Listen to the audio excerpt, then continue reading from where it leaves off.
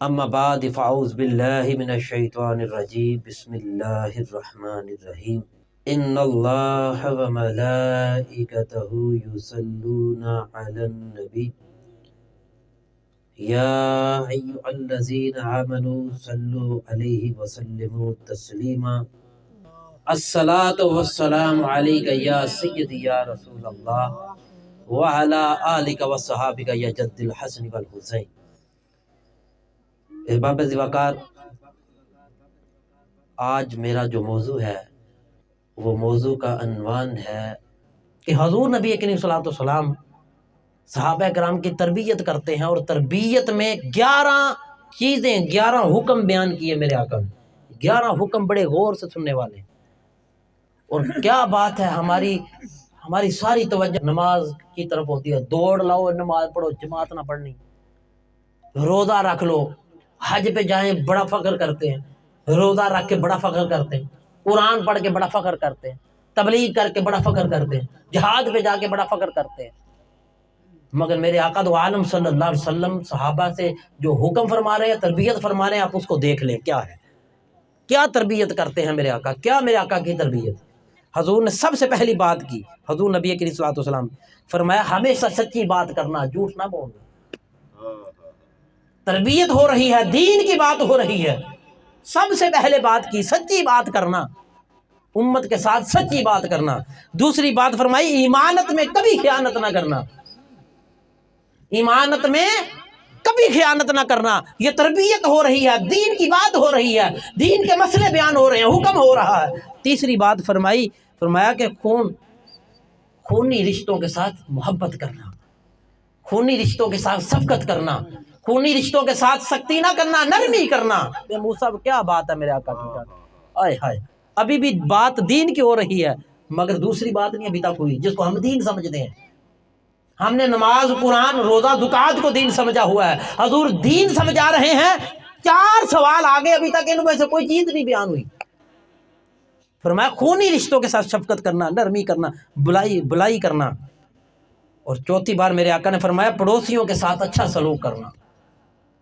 اگر تمہارا کوئی پڑوسی ہے، اگر عیسائی ہے، کوئی کافر بھی ہے، اس کے ساتھ نرمی کرنا۔ یہ نہیں فرمایا کہ مسلمان پڑوسی ہو تو اس کے ساتھ نہیں، فرمایا پڑوسیوں کے ساتھ، ہمسایوں کے ساتھ اچھا برتاؤ کرنا، نیکی کرنا، بھلائی کرنا، شفقت کرنا، محبت کرنا، ان کے ساتھ معاملہ اچھا کرنا۔ یہ میرے آقا دو عالم صلی اللہ علیہ وسلم کا 5واں حکم، چوتھا حکم ہے۔ 5واں حکم میرے آقا نے فرمایا کہ ظلم کے کاموں سے بچنا۔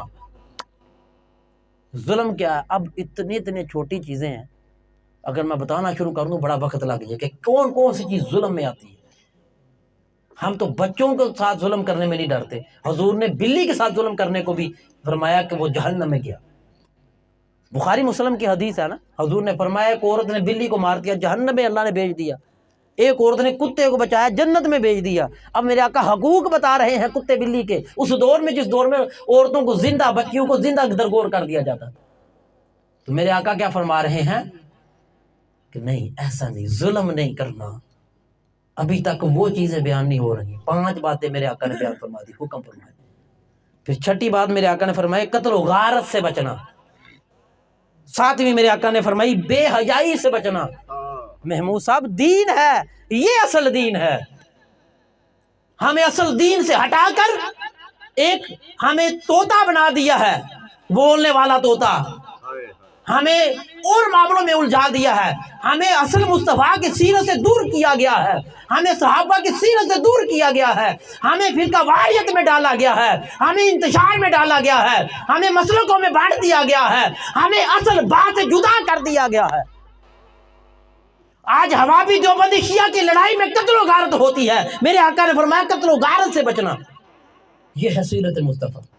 ہم کہاں پہ آج کا انجینئر، وہ محمد علی جی نے جو بدبخت آج یوٹیوب پہ چھایا ہوا ہے، وہ ہر کسی کو کافر کرنے پہ لگا ہوا ہے، اس نے ہر کسی کی کافر کا فتویٰ لگایا ہوا ہے۔ کوئی دربار پہ جائے تو کافر ہے، کوئی پیر کو مانے تو کافر ہے، کوئی ولی کو مانے تو کافر ہے، کوئی یا رسول اللہ کہے تو کافر ہے، کوئی یا رسول اللہ نہ کہے تو کافر ہے۔ وہ کفر کے فتوے حضور کی امت میں لگا رہا ہے، اور حضور کے صحابہ نے، اہل بیت نے، اولیاء نے ساری زندگی مسلمان کرنے پہ زور دیا، ان کی ساری زندگی مسلمان کرنے پہ لگی۔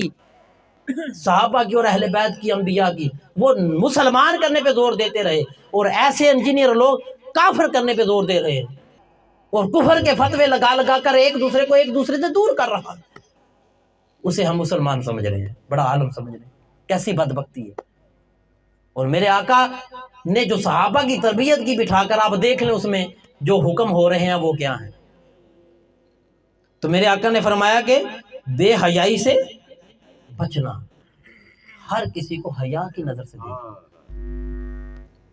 اگر آپ کی آنکھوں میں یہ آ گیا نا وہ وہابی ہے، یہ بھی بے حیائی ہے، حیا کے 70 درجے ہیں۔ اگر یہ دیوبندی ہے جی، یہ بھی بے حیائی ہے کہ آپ کی نگاہ میں ایسی بات آ گئی، آپ یہ کہہ دیں کہ یہ ظالم ہے، یہ فلاں ہے فلاں، نہیں۔ آپ دیکھیں تو صحیح، حضرت معروف کرخی کا جنازہ اٹھانے والے کون تھے؟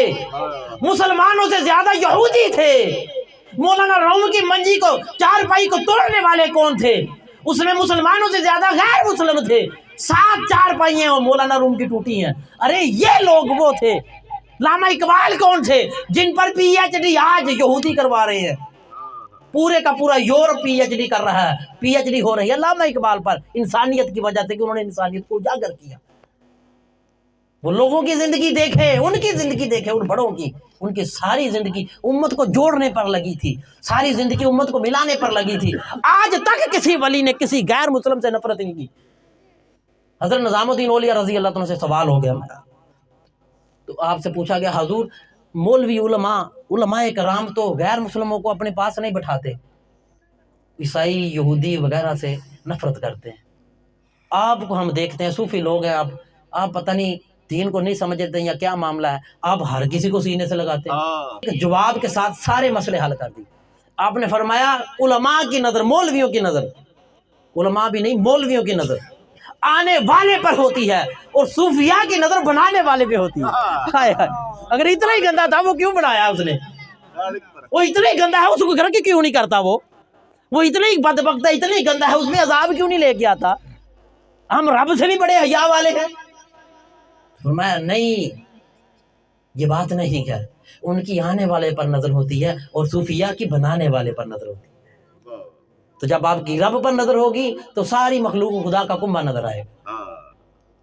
تو جب آپ نفرتوں میں بٹ جائیں گے تو کسی کو بھی آپ صحیح بات نہیں بتا سکے۔ تو ایسے انجینئر جیسے لوگوں سے بچیں۔ پھر میرے آقا تو عالم صلی اللہ علیہ وسلم نے 8ویں بات بتائی کہ ہمیشہ سچ بولنا، جھوٹ نہ بولنا۔ یہ 2 مرتبہ حکم میں آ گئی بات۔ پہلی بات فرمائی پہلی دفعہ سچ بولنا، اور دوسری بار فرمایا کہ جھوٹ کبھی نہ بولنا۔ اور حضور نبی کریم صلی اللہ علیہ وسلم 9ویں بار فرمایا یتیم مسکین کا حق نہ کھانا۔ یہ 9واں سوال میرے آقا نے حکم فرمایا، 9واں حکم کیا فرما رہے ہیں؟ یتیم مسکین کا مال نہ کھانا۔ ابھی تک نماز روزہ زکات قرآن اس کی بات نہیں ہوئی، 9 حکم صحابہ کو فرمائے، اتنے خاص حکم فرمائے صحابہ کرام کے لیے، پوری امت کو حکم فرمائے۔ اور کیا فرمایا؟ 9واں سوال یتیم کا مال نہ کھانا۔ آج یتیم کا مال کھایا جا رہا ہے، یتیم مسکین کا مال کھایا جا رہا ہے۔ میرے آقا نے فرمایا اس سے ایسا ظلم نہ کرنا کبھی بھی۔ پھر میرے آقا نے 10واں حکم فرمایا پاک دامن عورتوں پر کبھی الزام نہ لگانا، کبھی بھی پاک دامن عورت پر الزام نہ لگانا۔ 11ویں حکم پر میرے آقا نے فرمایا ایک اللہ کی عبادت کرنا۔ یہ 11ویں بات، آخری سوال پر، آخری حکم پر میرے آقا نے فرمایا ایک اللہ کی عبادت کرنا۔ بس یہ ہے پورے کا پورا دین جو میرے آقا نے امت کو سمجھا دیا۔ اب ایک اللہ کی عبادت کرنا، اس میں سارے حکم آ گئے، نماز بھی آ گیا، روزہ بھی آ گیا، قرآن بھی آ گیا، شریعت، سارے معاملات آ گئے۔ اس کو ایک سوال میں بند کر دیا، اور دوسرے جو انسان کے ساتھ، انسانی تعلق کے ساتھ اور انسانی وجود کے ساتھ، انسانی رشتوں کے ساتھ جو تعلق رکھتے ہیں حکم، ان کے بارے میں پورے 10 سوال کھول کے بتا دیے، 10 حکم کھول کے بتا دیے، تاکہ امت کو یہ پتہ چل جائے اصل دین کیا ہے۔ احباب ذی وقار، خدا کے لیے اپنے رشتوں کو جوڑے۔ اس لیے اللہ والے ہمیشہ معاف کرنے کو پسند کرتے تھے، سخاوت کرنے کو پسند کرتے تھے، یتیموں کو عطا کرنے کو پسند کرتے تھے، حیا کو پسند کرتے تھے۔ یہ جتنی صفتیں میں نے بتائی ہیں، جتنے حکم بتائے ہیں، آپ ایمانداری سے بتائیں یہ سارے کے سارے اللہ کے ولی میں ہوتے ہیں کہ نہیں ہوتے؟ آئے ہائے ہوتے ہیں اللہ کا ولی، ان کا سارا یہ جتنے بھی معاملات ہیں سارے حکم اس کے اندر ہوتے ہیں، اس لیے وہ کسی سے نفرت نہیں کرتا۔ تو میں آخر میں یہی بات کہوں گا، اپنے خونی رشتوں کے ساتھ، آج کے اس دور میں خونی رشتے کٹ رہے ہیں، چھوٹی چھوٹی غلطیوں سے، چھوٹے چھوٹے معاملات معاف کریں۔ حضور نبی کریم صلی اللہ علیہ وسلم کا قرب پالیں گے، خدا کی قسم معاف کرنے والے ہو جائیں، شفقت کرنے والے ہو جائیں، محبت کرنے والے ہو جائیں، عطا کرنے والے ہو جائیں، اللہ اس کا رسول آپ پہ راضی ہو جائے گا۔ بروز محشر قبر میں آپ کی موجیں لگ جائیں گی، دوسرے لفظوں میں کہتے ہیں موجیں لگ جائیں گی آپ کی، اگر آپ اس طرح شفقت کرنے والے ہو جائیں۔